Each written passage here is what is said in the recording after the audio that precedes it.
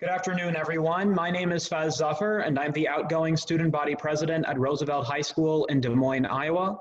Alongside my co-moderator, Ellie Miglin, I'd like to welcome you all to the second session of our Student Council's Youth Voice Forums, a series that aims to connect youth with elected officials, political figures, and community leaders. On Monday, all of you had the unique opportunity to connect with Senator Charles Grassley, the president pro tempore within the United States Senate. A video recording of that session will be posted to YouTube this evening, and you can find it on the channel of one of our sponsors, Sight for Smiles and Smarts. Today, you'll have the distinct honor of interacting with former Governor and Secretary of Agriculture, Thomas Vilsack, and former First Lady of Iowa, Christie Vilsack. As part of this Q&A, students will have the opportunity to ask questions about issues that matter to them, topics that aren't regularly discussed by adult voters. Today's Q&A will be the second of 6 that we have scheduled over the next 2 weeks with bipartisan leaders and political visionaries. At our next event at 2:30 p.m. Central Time on Friday, we will be joined by Eric Branstad, who served as the Iowa director of Donald Trump's 2016 presidential campaign. Next Monday, we will hear from Janice Rottenberg, the former state director for Elizabeth Warren's 2020 Iowa caucus campaign. We hope to see you at each event and encourage all of you to continue submitting questions for our upcoming speakers. But now, please allow me to introduce the first of today's 2 speakers. Tom Vilsack initially entered public service in 1987, when he was elected mayor of Mount Pleasant, Iowa. In 1993, he would win a seat on the Iowa Senate before mounting a campaign for the governorship of Iowa in 1998. In his 2 terms, then Governor Vilsack oversaw the establishment of the Iowa Values Fund, an initiative that facilitated economic growth within our state. He additionally presided over the expansion of healthcare access to tens of thousands of young Iowans, while developing Iowa's role as a provider of energy. In 2009, President Barack Obama would appoint Tom Vilsack to serve as the Secretary of Agriculture, a position in which he would be the voice of rural America for 8 years. The longest-serving member of President Obama's cabinet. Under his leadership, the Department of Agriculture worked to improve nutrition in schools and laid the groundwork to uplift rural regions across the country, all while maintaining and growing America's agricultural economy. Since exiting his role as Secretary of Agriculture, Tom Vilsack has served as President and CEO of the U.S. Dairy Export Council, which represents the global trade interests of Americans working within the dairy industry. Secretary Vilsack has been married to his wife, Christie, since 1973. The 2 of them met in college in 1968, ahead of the year's presidential election, when Tom walked up to Christie in the cafeteria and asked, "Are you a Humphrey or a Nixon supporter?" She replied, "Humphrey," and the 2 have been united since.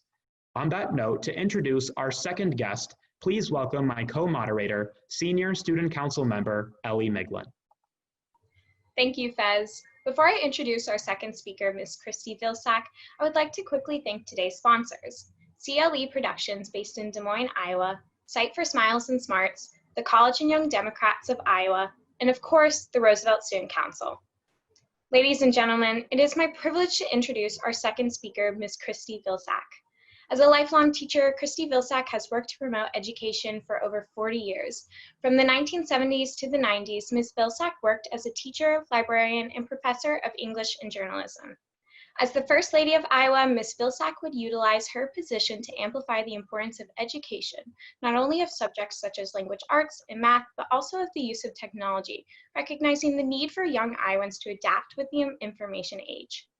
In 2007, Ms. Vilsack would form the Iowa Initiative, an organization with the mission to prevent unintended pregnancies among young women. Later in 2013, Ms. Vilsack would become a senior advisor for Iowa for international education at the U.S. Agency for International Development. In this role, Ms. Vilsack has contributed to efforts that seek to expand equitable access to education worldwide, build literacy, and properly prepare young people as they enter the workforce. All of us here at Roosevelt Student Council are tremendously honored to thank and thankful for your time today, Secretary and Ms. Vilsack.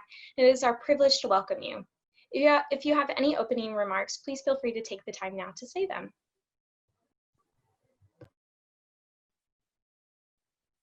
I'm sorry, I think you're muted. There we go. Sorry about that. No problem. Let me begin by thanking all of you for the opportunity to be with you today. And I reflect back to my time when I was a senior in high school, 52 years ago in 1968. June of 1968, Senator Robert Kennedy was shot and killed, assassinated, which spawned a summer of discontent in America. And it prompted my political interests. Robert Kennedy often quoted George Bernard Shaw when he said that some people look at things as they are and say why, and others dream of things that never were and say why not.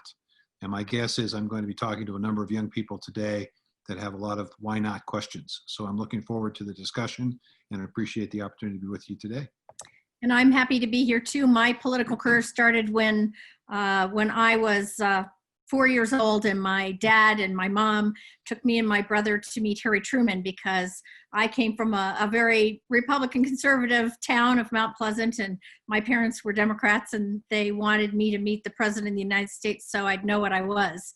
And then that same year, even though Tom was in Pittsburgh, Pennsylvania, and I was in rural Iowa in the Kennedy campaign, I was campaigning for John Kennedy and Lyndon Johnson for president when I was in the 5th grade, and later helped start the Young Democrats. So when I was in 1970, I came home after the National Guard and the Kent state killings.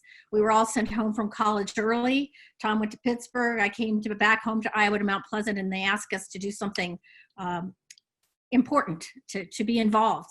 And so I got in touch with the county chair, and got involved in Minette Doter's campaign. She was running for lieutenant governor that year in Iowa. She was the first woman to do so. So I helped with her campaign that summer, and got involved with the local Democratic Party, and have been doing that ever since. So we've been doing this for a long time. Perfect. So that actually connects very well with my first question that I have for both of you. Amid the turmoil following the death of George Floyd, many people have personally reflected upon the impact of racism in shaping our country. On an individual level, what have you personally learned as you have watched this national tragedy unfold? Go ahead.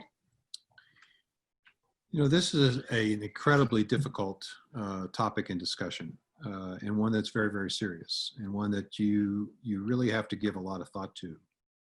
Let me share with you what I said to my staff the other day when we were talking about this. I indicated to them that growing up as I did, in a family, I was adopted into a family, lived in Pittsburgh, lived in a neighborhood that was predominantly white, went to a grade school that had no minority students, went to a high school that had one African-American student, one, not just one in each class, one person.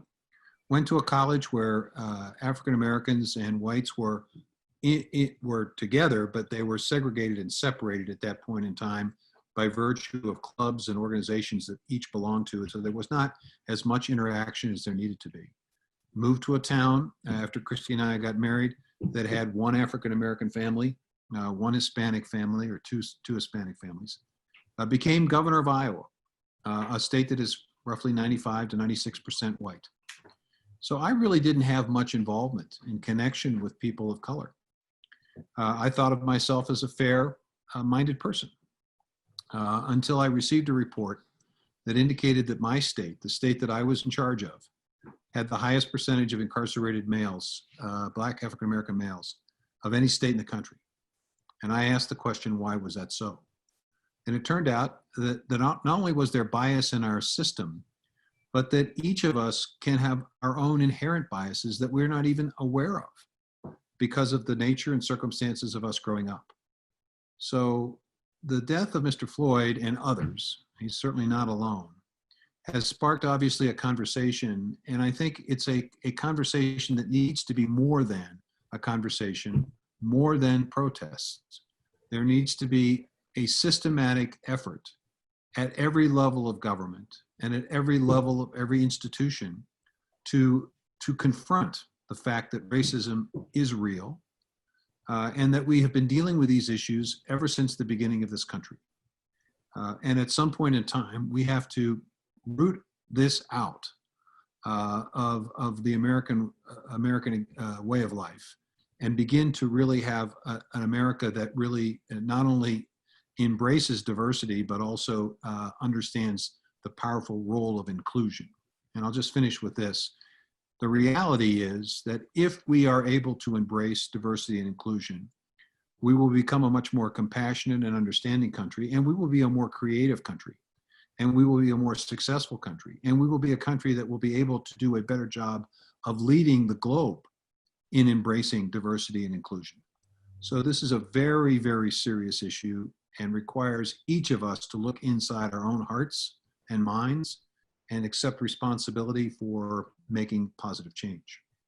And trying to figure out how we in our own sphere of influence can make a difference. I mean, certainly there are some people who will be out protesting and expressing their First Amendment rights. There'll be people who are better at writing how they feel.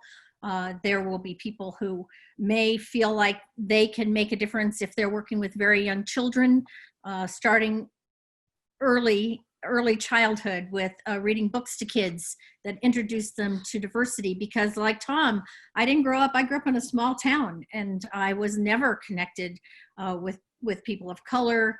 I just didn't have the opportunity. My parents knew enough to take us all over the United States, so we'd been in every state before we left high school. And my father told me, and I guess whenever I talk to anybody your age, younger, older, I think the most important thing any person can do at this time in your life is to get out of your country, to get out of your comfort zone, go live in another part of our own country, go live in another country, so that you can start to understand how people in different cultures do think differently, act differently, speak differently. And that's the beginning of being able to understand, especially when there are conflict between cultures.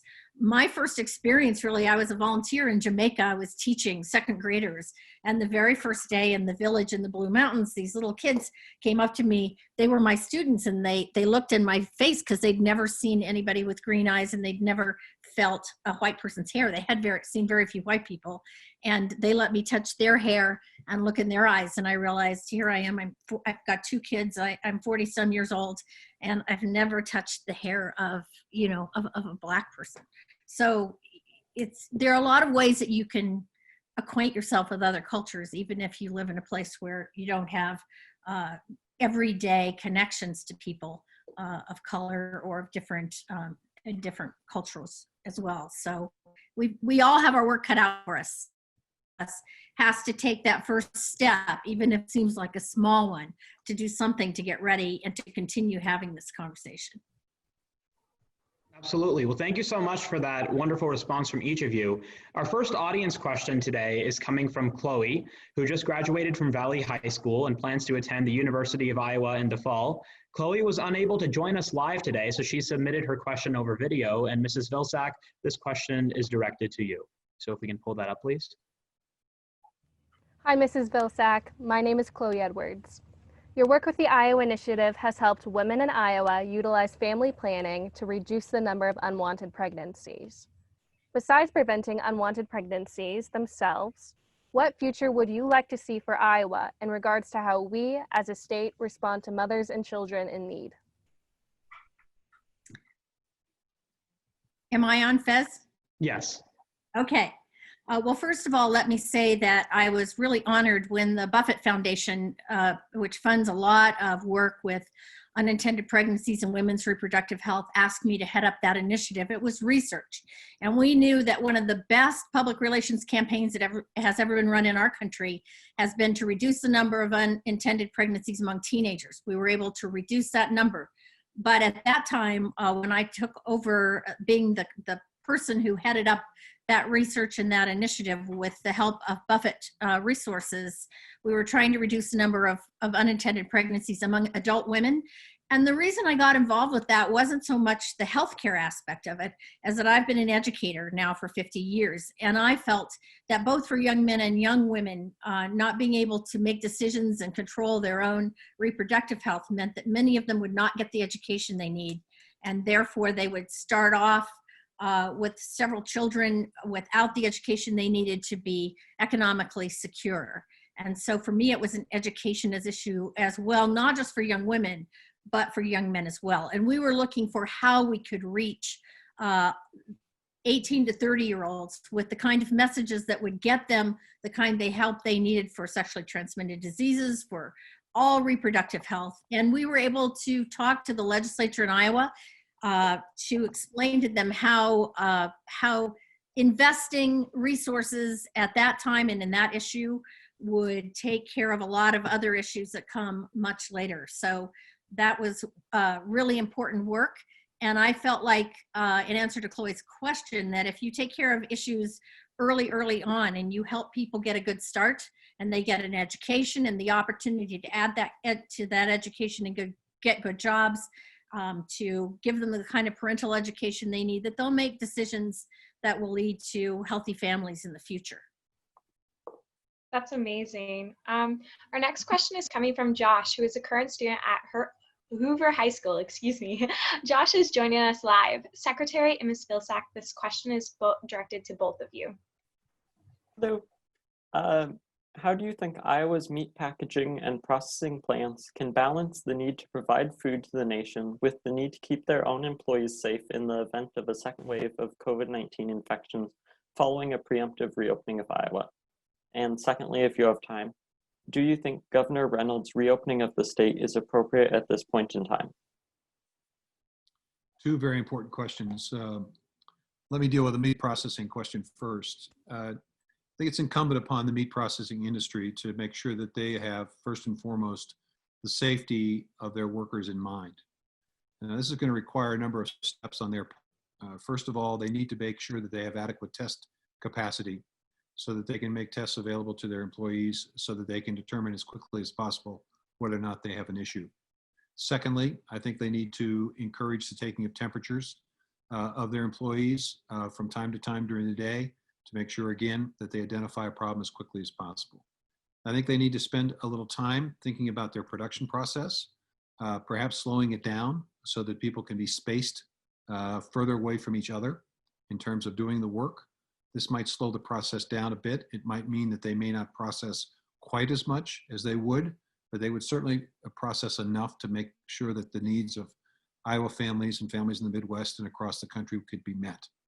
I think they need to think about installing permanently plexiglass or some kind of plastic separation walls and materials that would provide further protection.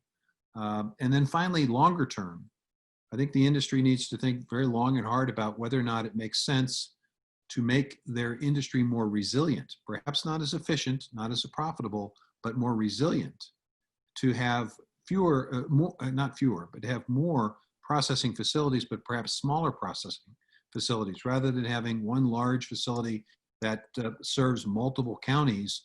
Maybe it's necessary to have smaller processing facilities. I think the state should think about that. I think the federal government should think about that in terms of providing assistance and resources so that our system is not just efficient, not just profitable, but also resilient, so that we don't have the disruption that we saw recently. And I think part of the big challenge for the United States and for business generally in the United States will be to determine where resiliency will rank in terms of their future planning. Will they see it as a prerequisite to competent management of an operation? I would hope that they would, because this is not going to be the last time we confront COVID-19. We're likely to see a resurgence of it at some point in time until we have a vaccine or herd immunity. And this is not going to be the last virus that we have to deal with. Mother Nature is always going to be 1.5 steps ahead of a lot of us. In terms of Governor Reynolds, it's a tough job. Having done it for 8 years, always a difficult call. I'm assuming that she's depending on experts to let her know. And it's a tough balance between making sure that you are providing adequate safety from a public health perspective, but at the same time maintaining as best you can a healthy economy that helps to support the quality of life and the way of life that Iowans have come to expect. I think they have to be very vigilant. I think she has to be very, very careful. Obviously, she has done this in a staged approach, which I think is appropriate. But she has to be very wary of a resurgence. And as we open things up and as we have more and more contact with one another, without a vaccine, without herd immunity, we are likely to see a resurgence. And then the question is, how do you respond to that? And we're already seeing that in about 25 states that opened up more quickly than Iowa. We're seeing a bit of a back step. And so I think we need to be very, very careful about this. But we each have a responsibility as well. We know, and people have been well educated about the kinds of steps we each need to take to be personally responsible for the people around us when we go out to exercise or go out to recreate or go out with our families. So we all have to also think that it's not just the responsibility of the people we've elected to office, but it's also our own responsibility to make sure that we're being safe when we go out. Thank you very much. And thank you so much, Josh, for asking that question. Our next question will come from Jane. She's from Des Moines and currently attends Tufts University in Massachusetts. She joins us live, and her question is directed to you, Secretary Vilsack. Good afternoon. My question is for Secretary Vilsack. So on June 5th of 2020, just a few days ago, AgCareers released the results of a new study regarding gender roles and inequality in agribusiness in Iowa in particular. This survey, which was conducted last fall in 2019, exposed continued disparities between genders in the workplace. For example, in the survey, 61% of women said they experienced blunt sexism or discrimination at work based on their gender. This figure has jumped more than 10% since their last survey in 2015. As the former Secretary of Agriculture, how did you address gender disparities, and how would you improve the growing gender inequalities in agribusiness? Well, first of all, I'm disappointed in your background. I would have expected Jumbo to be in the background there, given your Tufts connection. Great school. Hope you're enjoying it. Wonderful opportunity.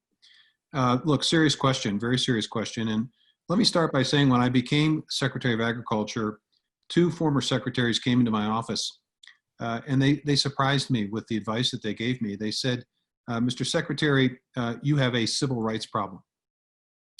And I said, excuse me? Yes, they said, you have a civil rights problem at USDA.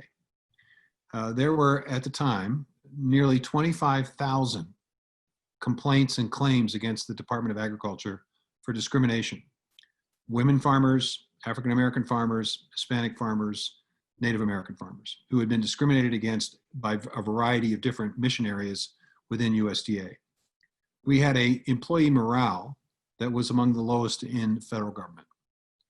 So we began a process that took a long time, and I'm hoping that it continues today in the current administration, but in my administration and in the Obama administration, we spent a lot of time in what we refer to as a cultural transformation, beginning to understand, again, back to my earlier message, about the importance and the power of diversity and inclusion and respect in the workplace, and building a modern workplace with a modern workforce that represented and looked like the America that we were serving. So I was proud that both of my deputies, while I was secretary, the person who was second in charge, were women. We had the most diverse senior management team of any department in the federal government. In most of the departments, we had women either leading the department or as administrators of the department in positions of authority. And as a result, we significantly improved the morale at USDA, which led either Fortune or Forbes magazine to rank us as one of the top 500 places in the United States to work. I was very proud of that. It's an ongoing issue. So I go to USDEC, which is, instead of 90,000 people who work at USDA, I was working with a staff of 38 people. And even in a staff of 38 people, we have issues. So we are right now going through, in fact, this week, I did my own diversity and inclusion training. There's an online training portal that we've made available to all of our employees that talk about a variety of issues: harassment, bullying, sexual harassment, the whole gamut. So we are in the process right now of educating the workforce about the importance and necessity of doing this. I now have, as my COO, a woman that worked with me as my deputy at USDA. We have women in positions of authority at USDEC. In fact, most of the key positions are held by women. So within my own work area, we've been very sensitive to this. Now, one of the things we did, in which we started while I was secretary, was to work with agribusiness nationally some folks from ADM, one of the large companies, agribusiness companies, came to me and expressed concern about their inability to attract a diverse workforce. They were concerned. They wanted their workforce to be like USDA, reflective of the world that they worked in. So we began a process of bringing major ag businesses, universities, historic Black colleges, Native American tribal colleges, Hispanic serving institutions together to begin a conversation and discussion. That has matured into a program that Christy and I are both working on at Colorado State University. We're advisors to the chancellor there, which is called Together We Grow. And Together We Grow has as its mission a process by which diversity and inclusion becomes the way of life within agribusiness and within agriculture. 70% of the world's farmers are women. So it behooves us here in the United States to make sure that we are reflective, not just within our own boundaries, but reflective of the world that we want to do business in. And the reality is that 30% of everything we grow and raise in the state of Iowa and everywhere else in the United States is exported to countries that don't necessarily look like us, that don't speak the same language we speak. We need to be able to communicate and understand. That's why you have to have a diverse workforce. May I butt in on your question? Absolutely. So when I worked at USAID, which is part of the State Department, my job took me all around the world to developing countries. And I wouldn't have answered the question, but Tom said 70% of the farmers in the world are women. And my job in education was to make sure that our investment with the US government was being realized around the world in all the poorest countries in the world. So I've been to a lot of places that other people don't want to go, but we know that if you teach a girl to read, and this was very important to Let Girls Learn was an initiative of Michelle Obama that was focused on girls around the world. If you teach a girl to read, she is going to be a better farmer. And in most of the developing countries of the world, she is a farmer. And she will become a better understanding of healthcare because she'll be able to read about healthcare. So those issues of reproductive health become important because she'll make choices herself about how many children to have. And she will become a leader in her community. And she will continue to become better educated. And we know that if you teach a girl to read and she becomes a better farmer and becomes better educated and healthier, her children are healthier. And you can see the gross national product of those countries go up all around the world. So, and I also always remind people that the same thing happened in Iowa for my grandmother because people started colleges and schools across the prairie back in the early 1900s. My grandmother actually got to go to college for 1 year when other girls weren't able to do that. And she was a farm girl. And because she got to go to college, she made sure that her daughters got 2 years of a college education, and my dad made sure I got 4. And so that's the way it goes. Often it starts with being a farmer, and that woman, as Tom said, around the world is primarily, the farmers are primarily women. Let me add one more point to the question because it's a really important question. I think it's important for young women to look and to explore for the possibilities of careers in agriculture and agribusiness. I think we have a tendency to think that agriculture is male dominated when in fact it is not, and certainly does not need to be and should not be. There are a number of opportunities from farming all the way through to being the presidents of major ag companies that ought to be where we ought to see women heavily involved. It's going to be important, I think, to speak up. And I think it's also going to be important that if you are part of an organization, that you are willing to participate in making sure the leadership of the organization understands why this is important for the organization, how it will make it a better organization, a better company, a better business to have women in positions of authority and power, and people of color in positions of authority and power. So that again, you got that more creative, more innovative, more interactive workplace. And so it's a new world, and I think people your age are going to have a much easier time doing this than people my age did, but it's a progression. And obviously the challenge is out to all of you to continue to press this issue because it's important. Thank you. Our next question is coming from Will, the current student body president at Waukee High School. He joins us live, and his question is directed to both of you. Hello. Both of you have had experience in the realm of public service. What has this decades-long path looked like, and what would you change? Would you change anything if you could? Well, one of the things nobody mentioned about me is Yeah, that I ran for Congress. Well, I'm very proud of running for Congress in the new 4th District of Iowa.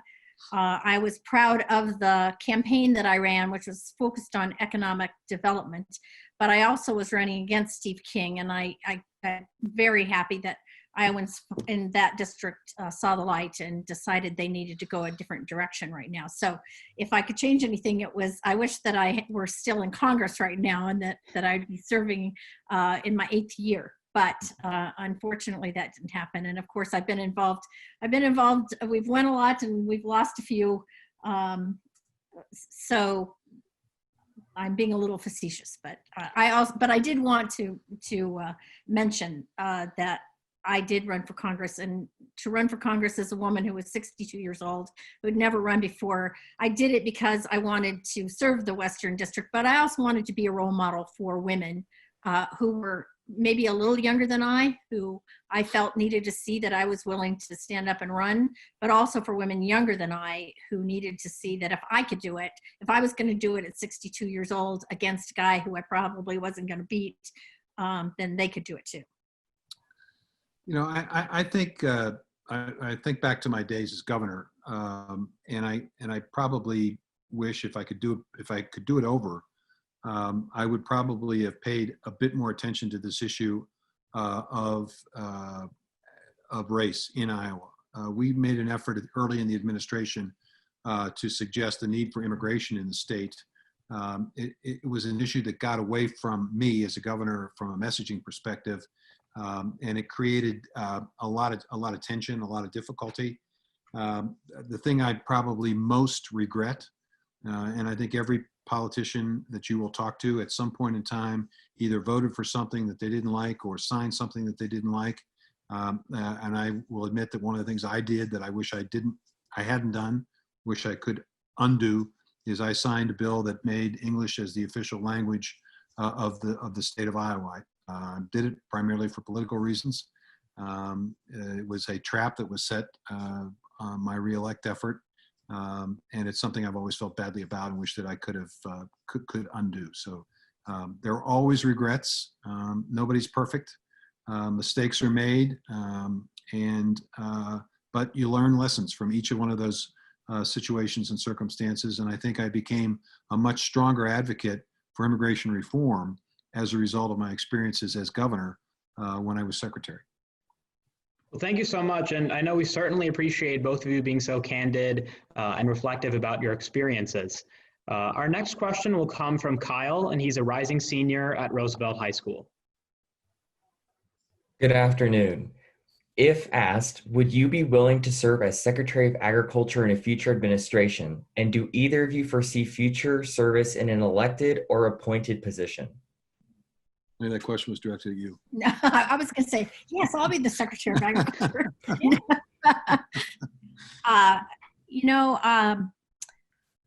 We're both still working. Tom's got 3 jobs, and I have a job as well here in Colorado, where we are right now.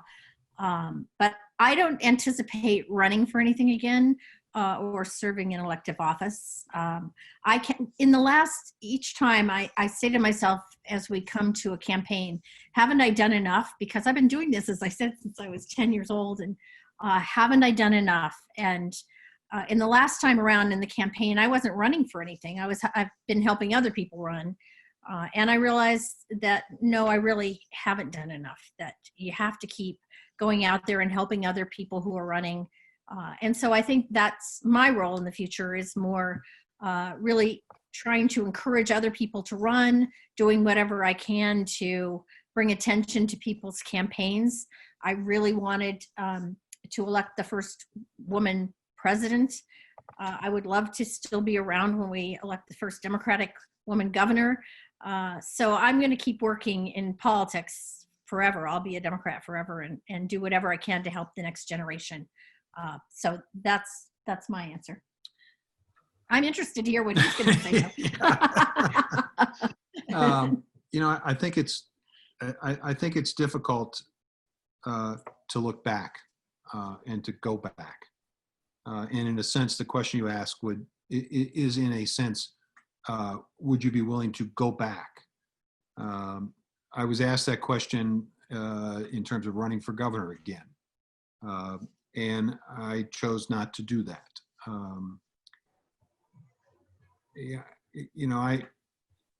Obviously the president-elect or the president of the United States calls you up and says, hey, we want you to do X. It's very difficult to say, Mr. President, I'm sorry, can't do it.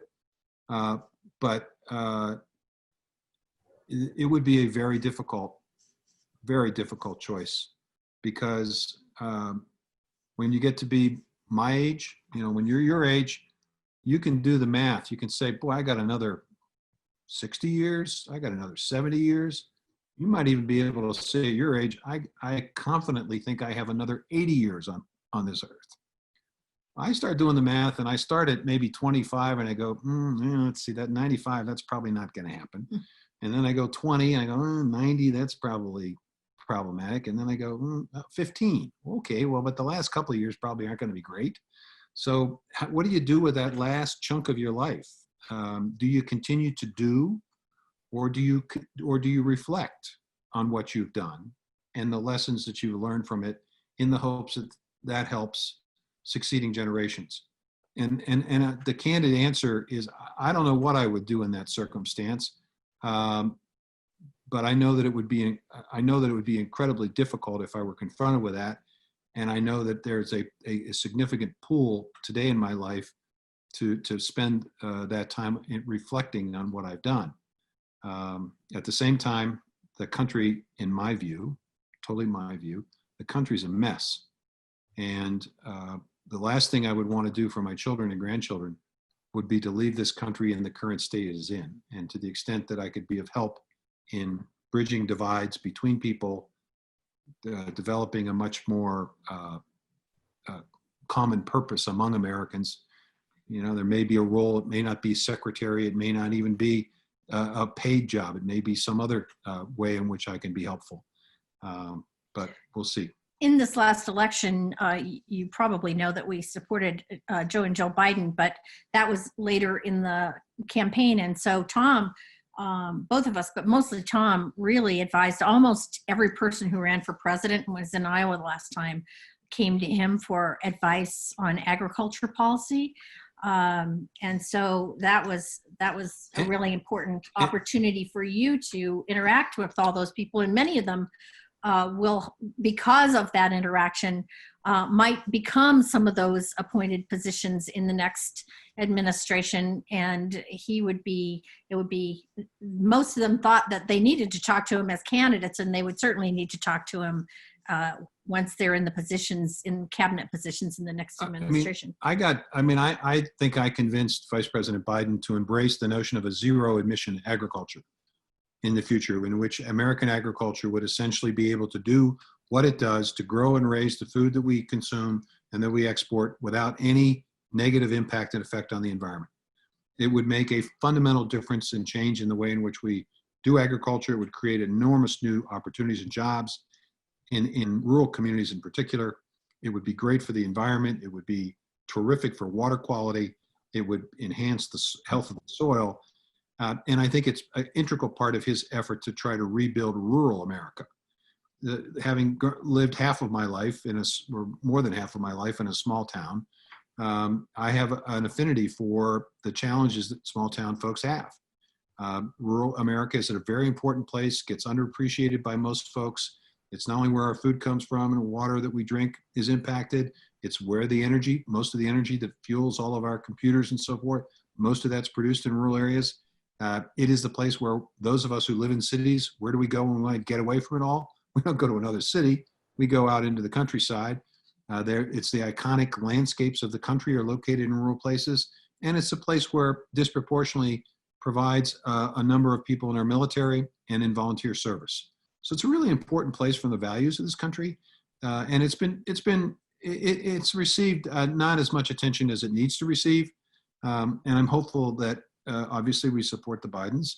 And we believe that he is the best choice for America today.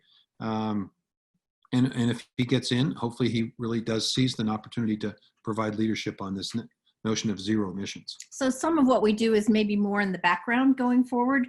Right now, I was asked by the Biden campaign to join the Education Unity Task Force to help prepare the platform for education. So I, yesterday at this time, was on a Zoom call with folks from the Sanders campaign and also from the Warren campaign.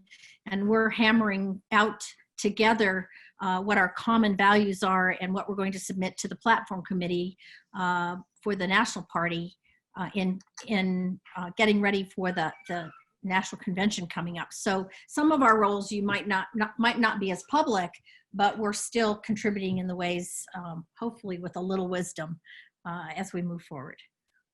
Definitely. So our next audience question will come from Taylor, a recent graduate of Roosevelt High School, who plans to join the Army Reserves in the fall before attending Eckerd College in Florida the following year.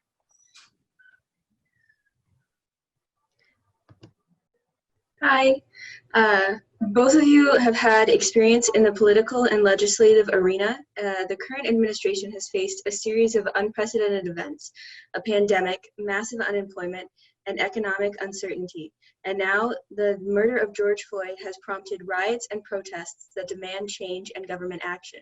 What would you have done differently, and what would you have done the same? Well, let me start with the pandemic response, because I think there is a clear answer to that question. I think President Trump made a serious mistake in not taking the virus more seriously at the beginning when it first arose in China and in Asia. I think he was operating under the assumption, as was the case with other previous viruses, that it would be contained in China or in Asia. Given the global nature of travel today, and given the interaction that we have from time to time, was unlikely that it would be contained in terms of the virus. So he could have and should have, in my view, taken it more seriously and begun a process of putting in place the adequate testing, the development of protective equipment, a variety of steps that could have been taken from public health officials in various states to immediately prepare us for this virus. Once the virus hit, then I think the federal government didn't quite understand the relationship it has with state governments in terms of providing the assistance, the help, the resources that would allow state governments to do a better job of containing, of identifying, of tracing, of doing the things that would be required to minimize the impact.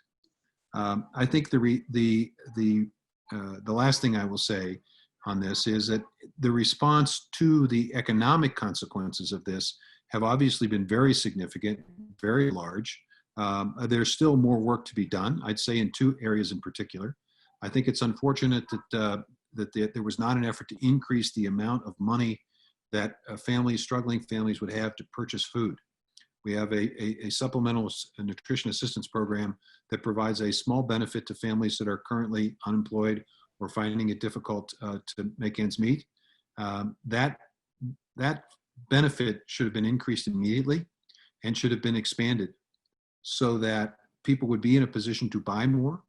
If they buy more, they do. It circulates in the economy, and I think it would have reduced a bit the unemployment and would have reduced a bit the difficulty that we've seen with the economy. And it would have provided more help to the nearly 20 million people that suddenly lost their jobs. I think that state and local governments are now faced with a very serious dilemma.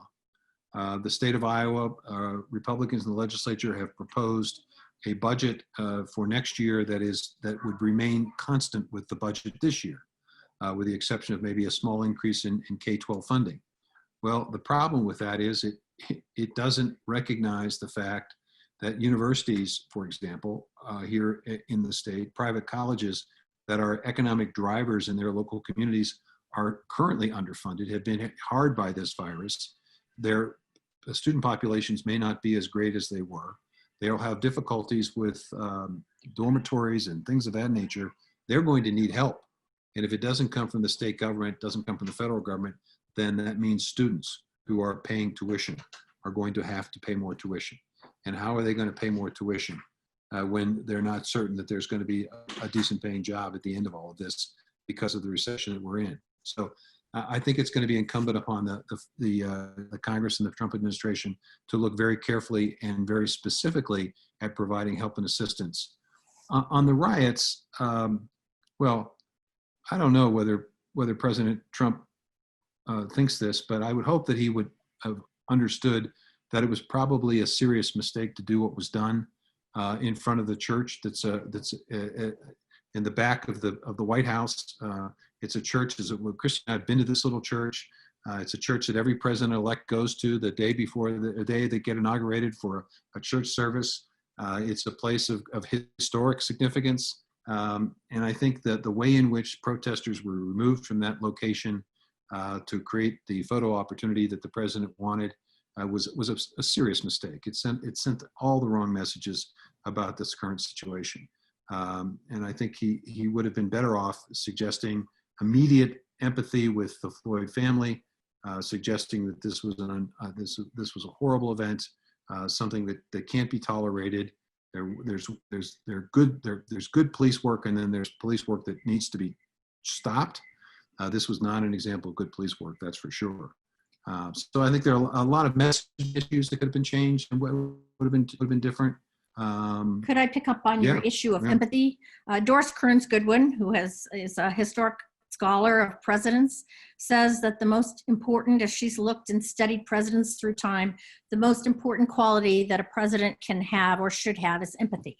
And when we're talking about leadership, whether you're leading at the local level, the state level, or the national level, or international level, the whole issue of being able to put yourself in somebody else's shoes is really, really important. And to be able to express empathy and understand specific situations like the event in Minneapolis and in most every other place around the country, to understand how people and how families are reacting to the pandemic, and how hard that is, and to actually understand, to think and to feel for the people in your country and to speak on their behalf is really, really important. And I just hope that as young people think about this coming election, and the people all over the country, that they think about not just the policies, but think about who in all these situations, who has the empathy to be able to lead our country in this time that is really tumultuous, and who's going to help us and understand and be able to put themselves in the shoes of different kinds of Americans, regardless of color, regardless of religion, regardless of economic circumstances, regardless of gender, and who can think beyond that and find the words and find the capability of leading us forward so that we can think as we, not as I. You know, this is an important question you've asked, because it also prompts me to point out that it's not just what happens inside the four corners of the United States. It's not just what happens here in the US. The reality is the rest of the world is watching all of this. I've been on phone calls recently with people all over the world, and they are asking questions about the riots, asking questions about our response to the pandemic. There is an expectation on the part of many around the world that the United States will lead, that the United States will provide a model, that the United States will be the best at certain things. And the fact that we currently are having such difficulty with this pandemic, just a statistic. Japan is 125 million people. They've had less than 18,000 cases of the virus. Less than 1,000 Japanese people have died. So a country that's about the third size of the United States has 18,000 people. We have 2 million people that got the virus. They had less than 1,000 people die. We're at 114,000 and counting. So obviously they did something right, and we didn't do everything we needed to do. Now, they may have learned from previous experiences.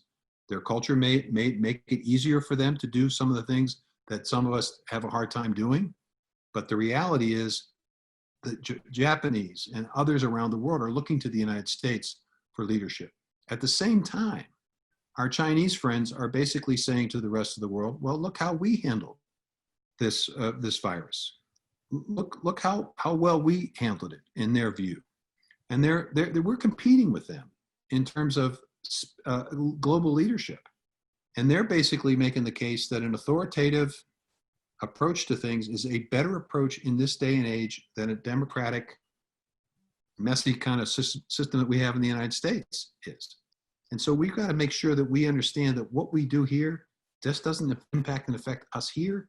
It has ramifications around the world in terms of safety and security.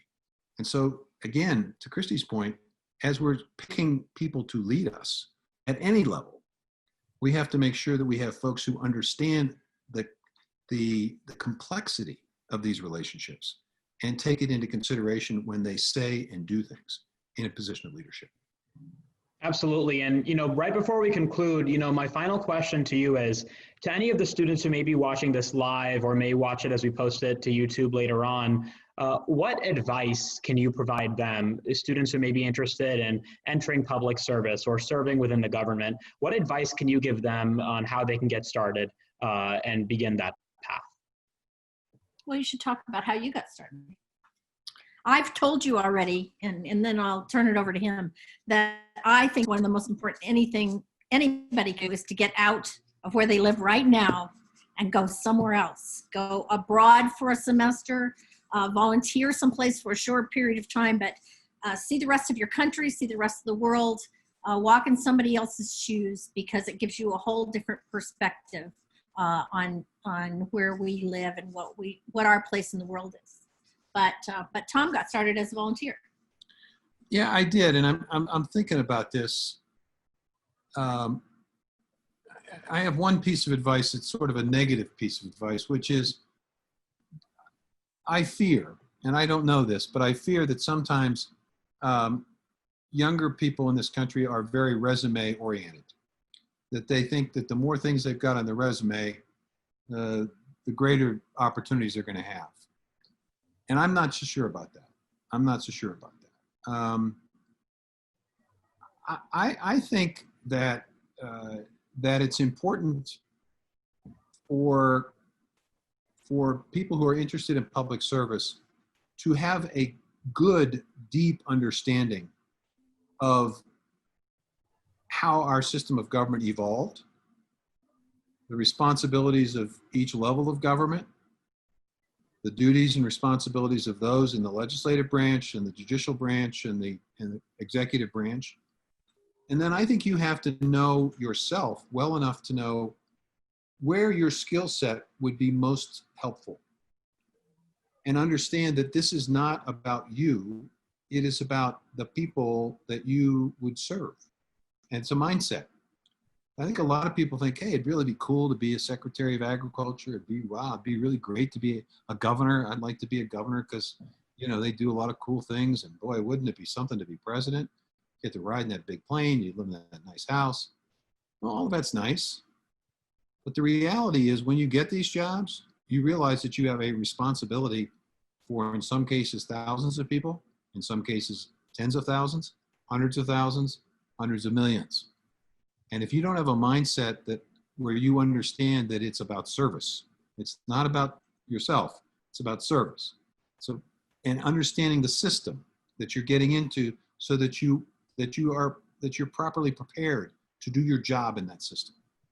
Then having said all of that, I don't think there's, you'll read about how people thought they were going to be president and how they planned their life, and good luck with that. Because 6 months ago, nobody was, your summer plans, I suspect, are fundamentally different than they were what you were thinking 6 months ago. Your future education is fundamentally different than it was just 3 months ago, all right? If you're going to college, you don't know whether you're actually going back to college or whether you're going to be sitting in front of a computer screen somewhere else going to college. And if you're going back to high school, You don't know if you're going to go back to 5 days a week from 8 to 4 or whatever. You don't know if you're going to have sports. You don't know if you don't know anything. Why? Because we had this pandemic. Changed everything. So you have to have the capacity to see ahead, to understand change, and to know how to manage change. And so as you are thinking about things to do, put yourself in a situation where you are faced with change. All right? Don't take the easy way. Take the hard way. Take the hard road. All right? Now, I was fortunate. The best advice I could give you is to marry the right person. That's what I did. Because I got to get a chance to go and live in her hometown.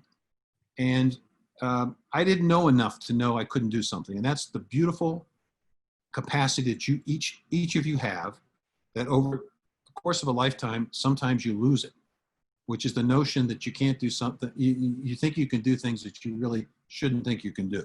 And I thought that I could raise money to build an athletic complex for students and for young people in Mount Pleasant when bond issues had failed repeatedly. I was 26 years old. I told Christie of my grand idea to raise the money myself to build this facility. And she said, there are 3 rules of success in Mount Pleasant. 1, you have to have been born here. 2, you have to be a Methodist. And 3, it really helps if you're a Republican. You were born in Pennsylvania. You're a Catholic and a Democrat. Good luck. I didn't know enough to know I couldn't do something. He didn't pay attention to me. Well, and I got a bunch of people around me your age. I went to the Fellowship of Christian Athletes. I said, hey, let's take over the local radio station. Let's go on the air. Let's do a Jerry Lewis kind of radiothon kind of thing. Maybe we can raise $100,000. Maybe we can get people thinking about this. Well, it was enormously successful. I mean, beyond anybody's expectations. It was a magic moment because I didn't know what I did. I didn't know enough to know that I couldn't do something. So always think of yourself in that vein. Aim high for sure, but always understand that if it's public service, it's not about a career. It's not about a resume. It's not about a job title. It's not about the cool things you do with that job. It is about service, and be committed to service and know the role that you play and know what kind of person you are. And I learned as a state senator that I wasn't a legislator. I'm sorry. I like to be in charge. That's who I am. Now, sometimes I get in trouble with that, but that's who I am. So executive jobs make sense for me. Legislative jobs, not so much. And I'm more legislative personality. Right. Tom Harkin always said that legislators sit around talking about things, and executives get things done. Governors get things done, he'd say. He could say that because he had for many years been a senator. So I'm more of a legislative personality. I like to sit around talking about things. He likes to go out there and get things done. And both of those are necessary. Yeah. Both of them are necessary. And maybe you're a person, frankly, that is more of internal. Maybe you like to really think about things. You like to express it. And you also understand arguments, and you're able to sort of judge the strength and weakness of an argument. Well, maybe you ought to go on the judicial side because there's a lot of work to be done there too. Or chief of staff, or well, running somebody's campaign. There are right? a multitude None of jobs. None of those we could do. You could do the chief of staff. Well, I could do the chief of staff thing. And I think I could run a campaign, but maybe I'm wrong about that. But the point of this is you have to know yourself, and I think you have to think big, but put yourself in a position where you're constantly challenging yourself with uncomfortable circumstances, because you will learn a lot about yourself. And if you ever decide to run for office, understand it ain't about you. It's about the other person, you know? And frankly, if you can take time while you're going to school, learn a little bit about business, because at the end of the day, that's what a campaign is. It's about a business of selling a product. The product happens to be a candidate. And everything a business does, a campaign has to do. You have to have investors, you have to have a message, you have to have a communication system, you have to have a product to sell, you have to have a brand that you try to create. All of that, you know, to the extent you can learn from business experience, that's a good thing. Absolutely. Well, you know, on that note, Secretary Vilsack, Mrs. Vilsack, all of us here at Roosevelt Student Council and beyond are just so immensely grateful and thankful that you took the time to join us today and answer so many students' questions.